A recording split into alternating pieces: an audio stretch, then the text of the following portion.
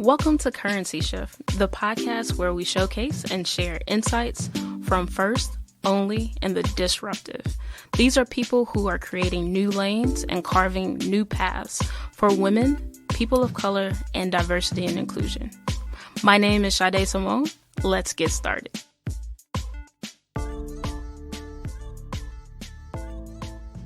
On today's show, we have the founders of Curated Vibes Group, an experimental events agency focusing on intimate, curated networking events for creatives of color. By hand-selecting emerging brands, CVG has quickly grown and expanded to hosting events in DC and Atlanta.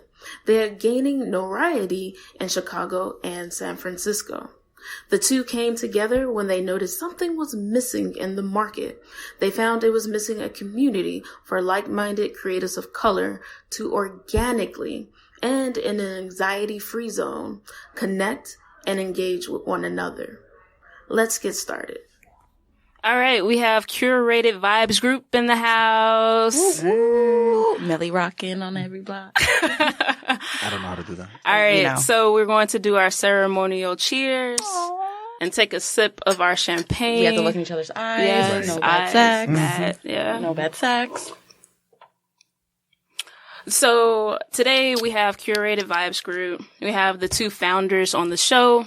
We're going to learn more about them individually and how they came together to really start this disruptive events planning company that has really taken the United States by storm. Oh. So we'll go ahead and have Catherine introduce herself and then Felix introduce himself.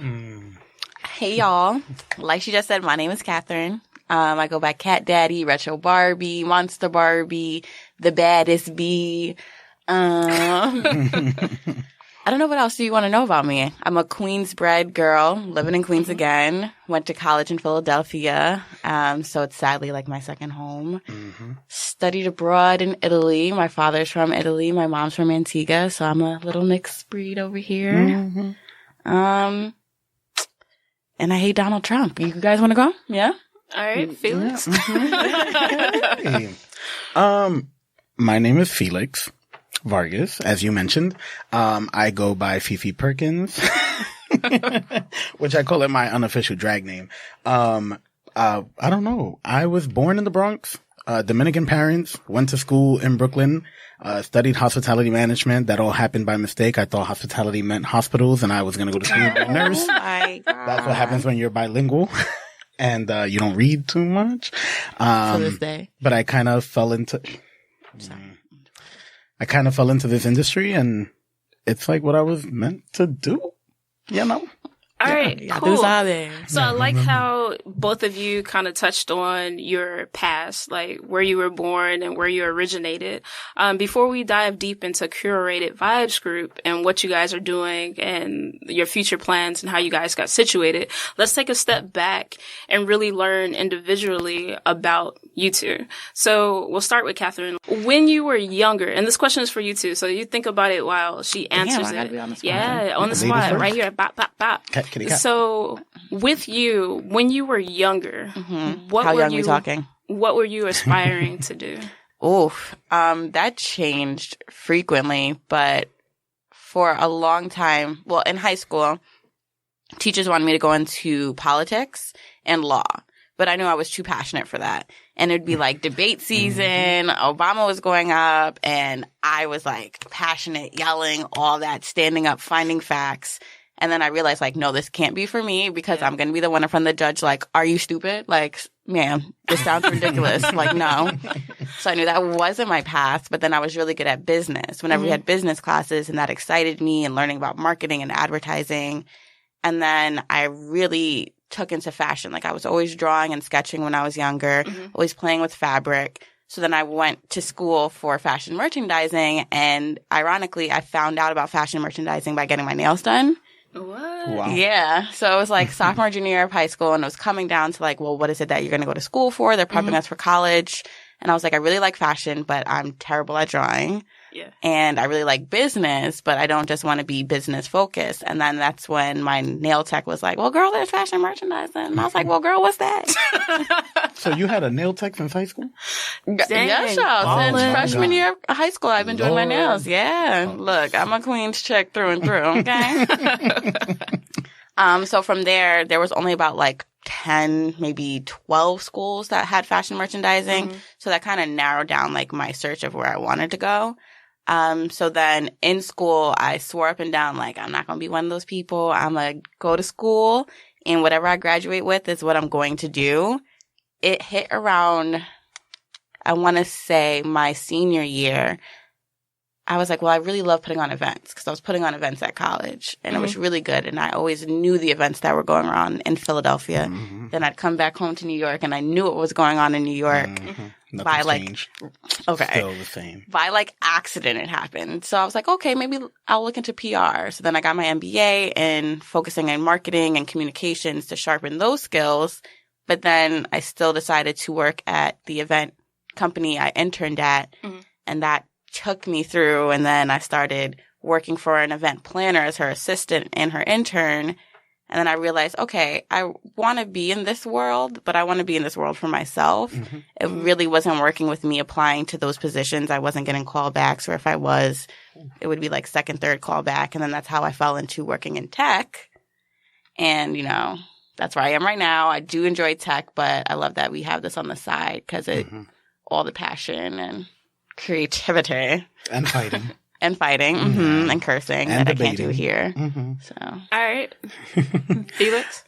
So for me, when I was a kid, I wanted to be a meteorologist. I love, I love the weather. Yeah, like I love watching. Leave me alone. Do you know? I used to watch the weather person, you know, Mr. G on Channel 11. So these are the things that I really liked, and then I started learning about, you know, high pressure, low pressure and all that other, and I just found it fascinating. And then I love stars and whatever. So I'm like, all right, maybe I want to be a meteorologist on the news, but then I had a list. And I have a list. Okay. When I was in school, in grade school, they deemed this some sort of, what was it that they called it? It's a speech impediment. Mm-hmm. So they would take me out of class every day. Miss Morton would take me out of class every day to give me speech therapy. Uh-huh. I'm like, girl, I don't know how I'm going to get rid of it. How do you get rid of a lisp? I don't know. Then that crushed my dreams. So I was like, I can't be on the news. I have a problem. I'm like, you know, I can't be on the news telling the weather. Was Miss Morton white? No, she was a black, but you know, she didn't make the rules. She just went in there and got me. Literally, Miss Morton would sit there and be like, I don't know why we're here. And I'm like, well, I don't know. You told me, you brought me here. So fast forward to high school. As I said earlier, went to school for hospitality management. It was what is that called? Vocational high school. Mm-hmm. So there was aviation, hospitality, nursing. Initially, I went in for aviation. That program closed, and then I went for hospitality. I went for aviation because my parents wanted me to do something kind of like that. And I think they always knew I was gay. So they were like, oh my God, he's going to go to school for aviation. So he's going to be doing a manly thing or something. So it was kind of like, yeah, it's weird. But, ended up in hospitality thinking I was going to be doing, you know, hospital stuff. And, the rest is history. Like, I didn't even want to go to college. I didn't want to go to college. I was already working in a restaurant. I love working in a restaurant. One of my favorite jobs is being a server. Yeah. And, here we are. Oh my gosh. Yeah.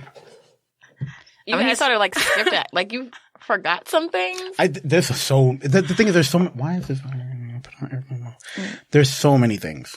Mm-hmm. So many things. Cause I've always been very active. So like, okay, fine. I did skip over some stuff, but I started my own event company when I was 18. Mm-hmm. So as soon as we were done with high school, I started my own event company called Exquisite Events with my friend Jasmine and Yashira.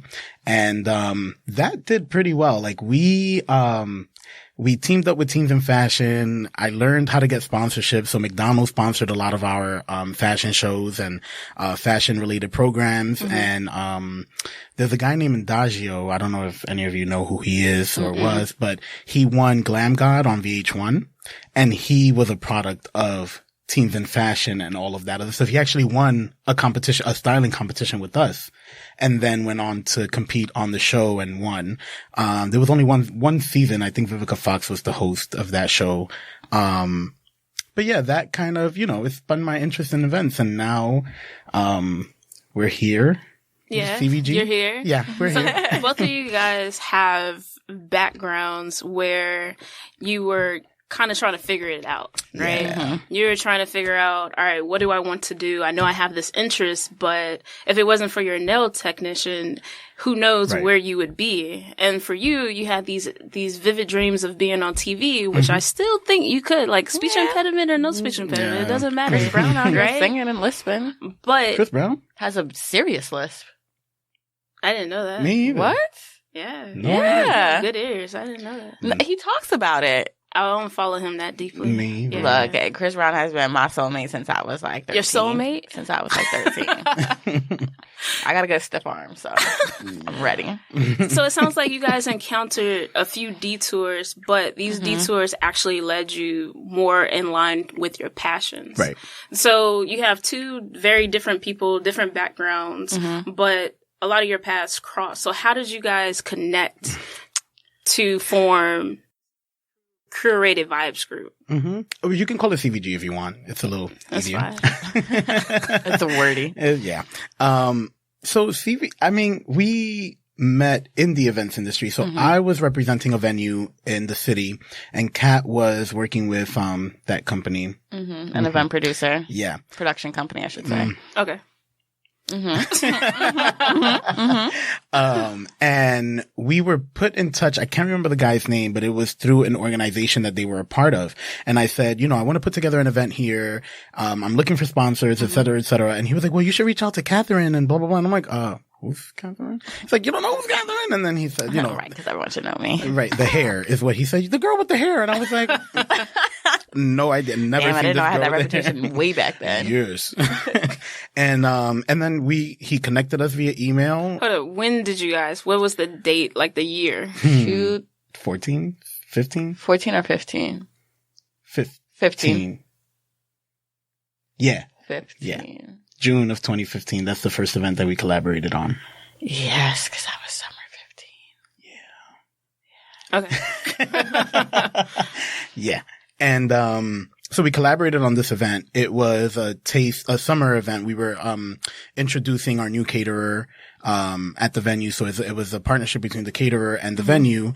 And we brought in all these other vendors that would kind of be on our vendor list. And that's how we met. All right. So working this event, what do you think kind of led you guys to say, hey, you're cool, or in New York fashion, you're dope. Let's like it. Let's connect and actually start a business. Like, what was it that led you to say, I trust you enough? Because, like, for the people that are listening out here, like, it is very, very hard to find a true business partner. Like, business partners, you're going to have your ups and downs, and you're going to have your struggles. So it's important to have somebody that you can lean on, that you can trust, and really be there as your rock. And that works both ways. So what was it about that you guys saw in each other that led you to say, all right, I want to start a business? It's kind of like a marriage. Like, I want to start a feels marriage. like one. Yeah, with it this feels person. like one. So it was kind of funny. And it sort of leads into the reason why CVG is CVG. We would go to a lot of these networking events for the event industry, and we'd be sent by our bosses. And Hold on for a second, because the listeners can't see you when you do the air quotes. Like, explain to them why you do the air quotes around networking events. Because you go there, and this will go deeper into, again, why CVG was founded. You go to these events, and it's at Central Park. It's at this venue. It's to showcase a caterer. And people are there that are in the event industry, have been in the event industry for ages, years, whatever. And they have their cliques. And it's very hard to penetrate in those cliques. And then if they see an outsider they do not know, it's, who are you? Who do you work for? What can you do for me? Literally 1, 2, 3 is all they care about. There's no building actual relationships with them. It's hard to communicate with them. It's literally, I need to sell you my services or know what services you have that I can use. And in that, we were like the youngest people there. And we were honestly one of the few minorities that were there. Yeah. So being the youngest and being a minority, it already gives you anxiety. And then you have to come back and report to your boss who you met, who your boss could potentially make money off of, who your boss can potentially work with. That we won't get money off of. Right. No. I mean, we got free drinks going to these things and food, but it was like, okay, so you're throwing me in this environment and like people don't really want to talk to you in a sense.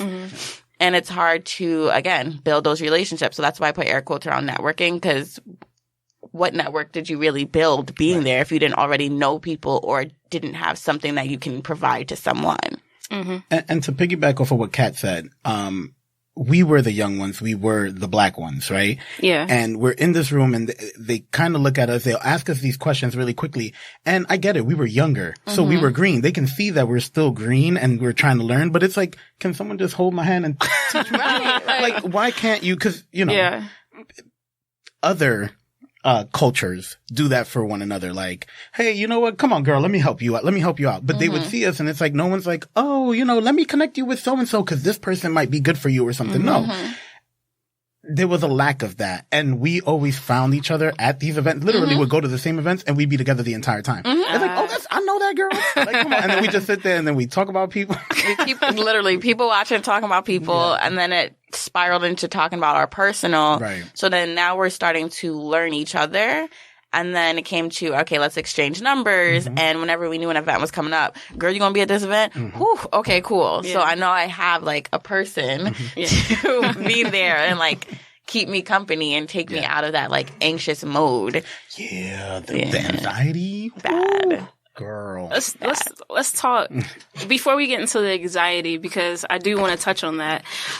Let's take a step back and discuss more of the relationships part, right? Because with social currency, basically you're building networks online and offline to basically open more doors for access, resources, and to help you take your career or your whatever your passion is to the next level. So how important is it for you all to use social media as of now? But then also how important is for you to take those social media relationships offline? Well, due to the nature of CVG, it's actually heavily important. And for us, what we've realized is individually, we need to have a social presence. We need to learn who these people are on social media. What are they doing? And that's your first step of connecting. And doing that, we've met some dope people who we could either call friend or call like a vendor or call like what we call vibers, because that's friend of the vibes. And it's through like first, second, third degree of separation. Yeah. Okay, so I see this person, they're doing something. We have a mutual follower. Is that mutual follower a friend of theirs? Or is that just someone that like I can ease into? Like, who's this person?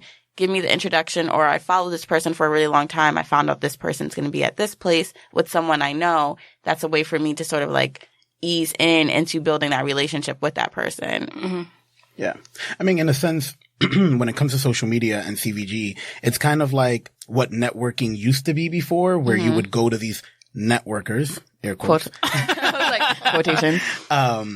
You know, we go to these networkers and we'll try to connect with people. Social media kind of took away that anxiety from having to like walk up to someone. And Kat and I are our anxiety. So bad. And it doesn't help that we're awkward. Like yesterday. Bruh. Yeah.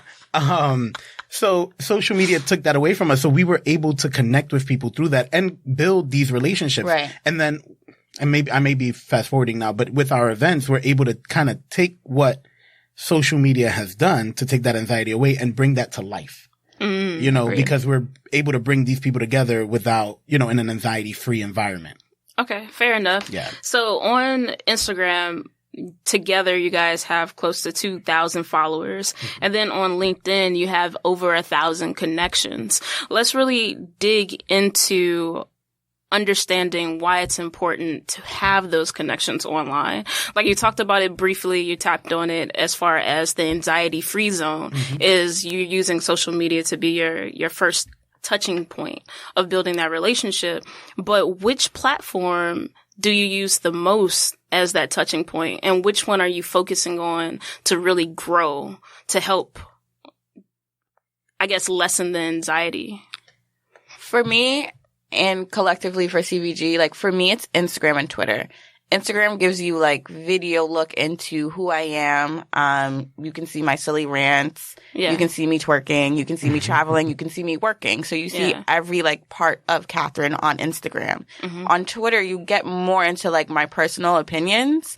You get more into like how my brain works. Either it's silly, either it's serious. You get more of that on Twitter. So you learn more of me via Twitter. But what I stand behind is who I am on social media is who I am in person. You're not going to meet a new person. Say that again, because I think people misconstrue how to use online. They think that, okay, on who I am online has to be different for who I am in person. So say that again for us. Who I am on social media is who I am in person. Mic drop really quick. But for CVG, it's harder to be on Twitter because now you're blending not only a voice of two different people that founded it, but the two others that are on the team. So how do you have one voice on Twitter? But for Instagram, it's typically a little bit easier. And if you look at our Instagram, like people have given it criticism, which is fine and it's constructive. There's not one voice. Fair, but it's not one person. Right. So how can we develop one voice when there's 4 different people behind this team and I can jump in one week and I'm putting up post. He can jump in another week. He's putting up post. Aya could jump in. They're all going to be different. The language is going to be different, but the tone is going to stay the same. Yeah. So I think focusing heavier on Instagram for us as CVG is better because you're getting more of an insight. These are how their events are.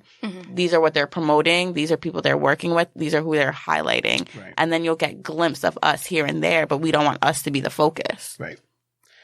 For me, it's a little different. Like, I think it started off because I'm more of the Facebook kind of person. Old head, because he's the old one. Because I'm the old one in the group. Right. So, it kind of started off with Facebook. Then Instagram came around. I'm like, oh, this is cute. And then I started using Instagram a little bit more. And I'm like, so Instagram is like on a personal level. Yeah. Is my go-to. You go on my Instagram and I don't know really what you're going to get on my Instagram. You get a little bit of everything too. But like Kat, you're going to get who I am. I'm not any different than, cause we're infatuated with this whole influencer thing. And I get it. You know, back in the day it was ambassadors. Now we have influencers. It's like it changes every year. I don't care if I'm an influencer or not. I just want to be who I am. And if I influence you to do something or to feel some kind of way, then that's great. You know what I mean? Because I'm all about giving that free kind of like information or whatever it is that I'm putting on my social media. You should have access to it, and you should have access to it on my social media or when you meet me in person. That's how I look at it. But for me, coming from being a freelancer to now working in corporate, LinkedIn has become very, very powerful for me. I've always had a LinkedIn, and I've always kind of tried to use it, and I still don't know how to use it 100%. I don't think anybody really does. Right. But, you know, on a corporate level, I've made so many connections now, especially with my title, that is kind of trickling down to CVG. So I'm using kind of like my corporate, because CVG is growing. Yes. You know, we've been around for 2 years. So now we start partnering up with people that have been in the industry for a little longer to kind of give us that platform of like, all right, this is official, but we still keep focusing on niche and emerging brands on the side. Okay. You know, kind of like that. All right. That's good. I like the way that each of you have a different focus when it comes to your social media and how you use it, and how you're using your online, offline as well to gain access to people, sponsors, other influencers, which is really good. So let's kind of dig a little deeper and get to the hard part. Let's talk about the struggle, right? So what type of struggles do you guys face, or have you guys faced throughout your journey to becoming CVG?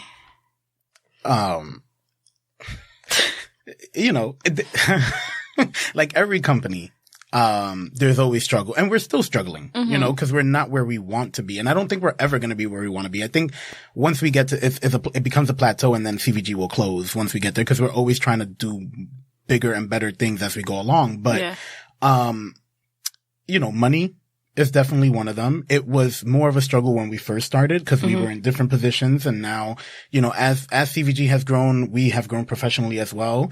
So it allows us to kind of bring in some more money to the company and do bigger and better things. But money is definitely a struggle. Balancing personal work and side hustle has definitely been a struggle. I think that's a bigger struggle this year. Yeah. And, you know, we're 4 different individuals and we have 4 different minds. And, you know, Kat and I are the principal, but we can't forget about the other 2 that are there really, you know, just fueling everything. And, you know, we have 4, 5, 6 hour meetings after work. So we're getting home at 12, 1 o'clock in the morning, you know, there's a lot of struggle. Yeah. So what are some of the things that you guys do to push through that struggle? Like, what is the thing that really, I don't want to, like, it's like you're sitting in this 5-hour meeting after you've already put in 8 hours at work. Like, what is it that's driving you guys to say, let's continue to push through so that we can do what we need to do for CVG? And then I'm getting home at 2 a.m. and still doing whatever it is I need to do to unwind. Like, what is it that's really pushing you guys to continue and push through that struggle? I mean, honestly, for me, and I know sometimes me and him speak about it as well, so I know he does share like some of the sentiments, is the rewarding aftermath of an event. Right. Or the rewarding aftermath of creating a connection, of someone taking notice, of someone providing you feedback, of someone getting it. Like, to me, that's the most rewarding thing. We had an event in March called Get Your Life, and it was just me and him left alone. The other 2 weren't able to be present, and it was one of the smaller ends of our events, which is more like the activities that we did want to do initially in the beginning. We wanted to have smaller group-based activities and then larger scale events. During this one particular, there was someone who suffers from depression who was our photographer that day. And not only does she suffer from depression, she has social anxiety. She gets like intimidated with big cities like New York. To be alone with her for a few minutes and her express like the joy and the experience she had in this small group setting and the connection she made to one of our, I don't know what you want to call them for that event. Collaborators? Sure, yeah. For one of our collaborators at that event. And how it encouraged her to have like a difficult conversation with her husband later that night. Like, that's rewarding. So I walk away from that. That's just an example, but that happens at many different events. To see organic relationships blossom.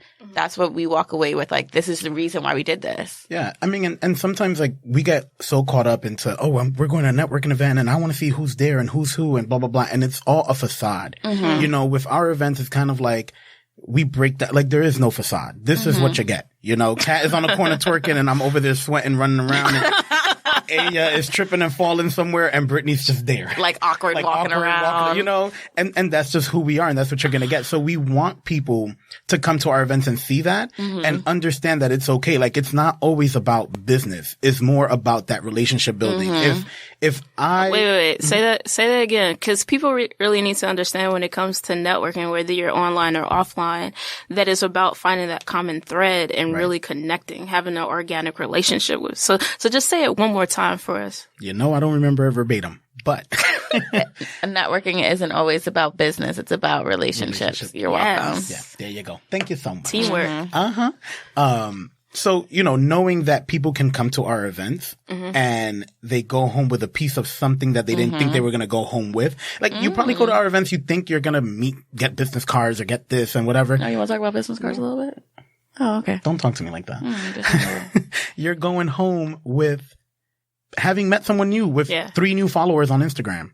You know, that you can connect with in the future. Yeah. That same event that she was talking about, Get Your Life, we had Tashana, who's my friend from high school, who I actually met on 9/11, but that's a whole nother story.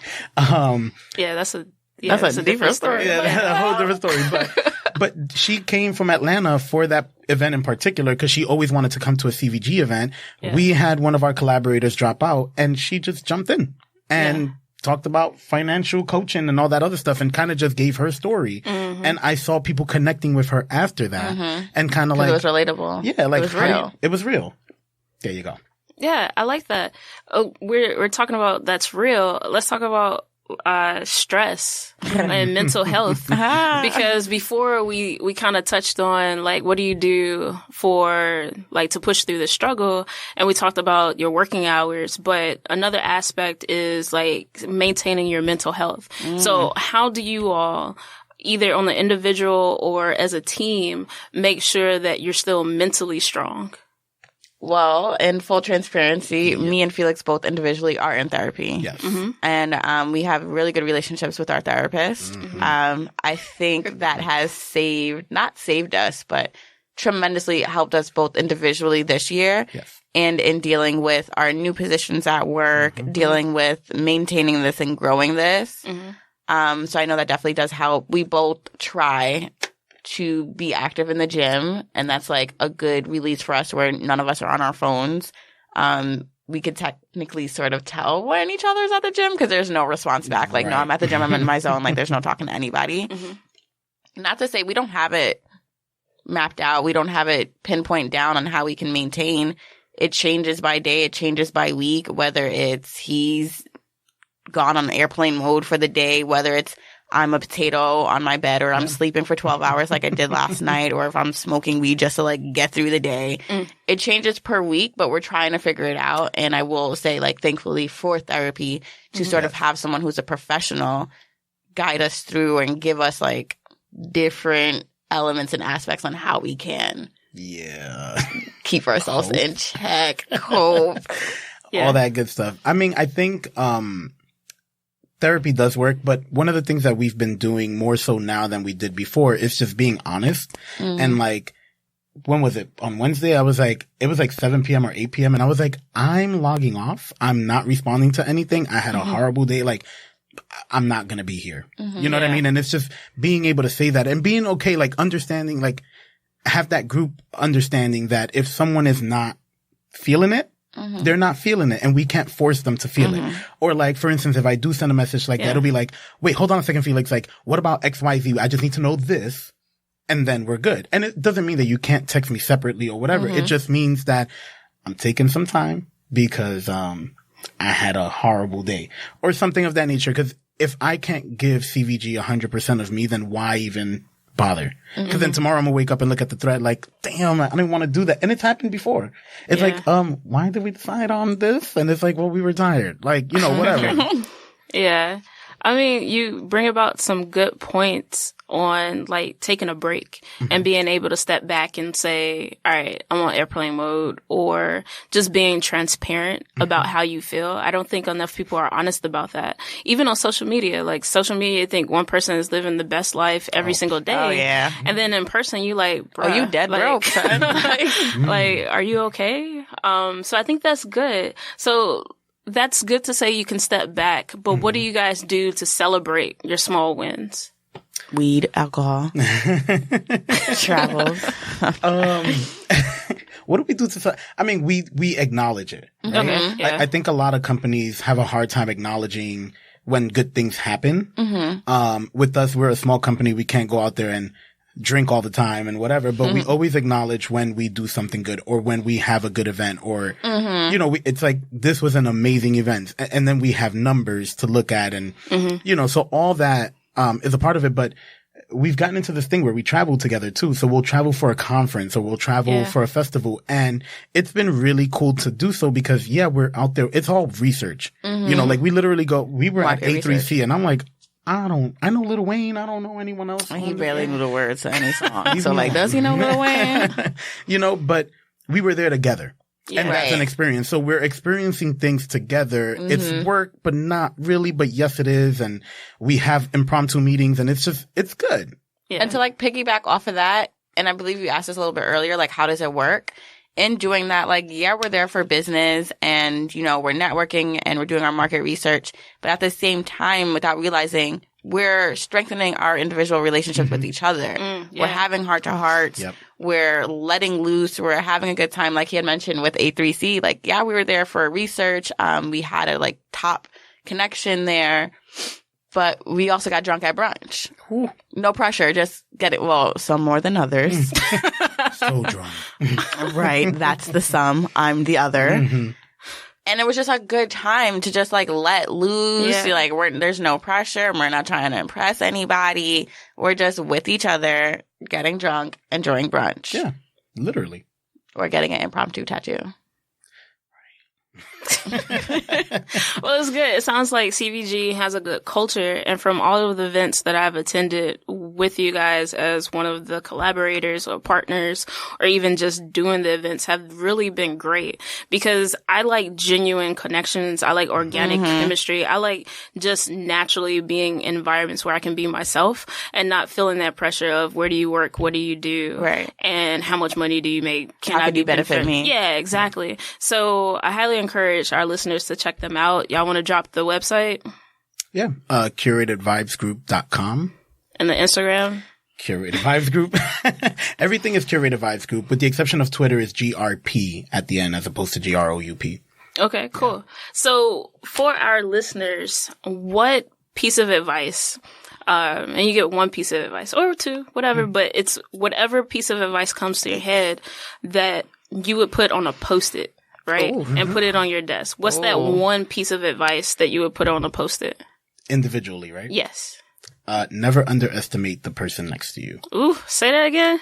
Never underestimate the person next to you. Nice. Like, explain for a second. We're very quick to judge. We're super, super quick to judge.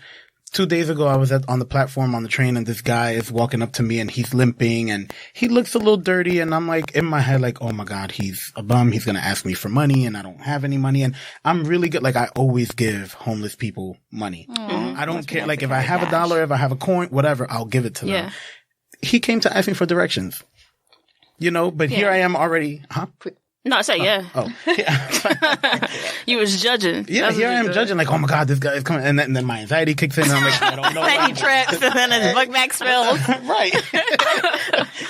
But we can't continue to do that. We do that a lot as a society. And now with social media, we do that even more. We'll see, oh, he only has 300 followers. I don't want to be his friends. You know that those 300 followers are organic followers, and that person is reaching at least 200 people out of those 300 followers. Yeah, your engagement rate could be like 5 to 10%. Right. You never know.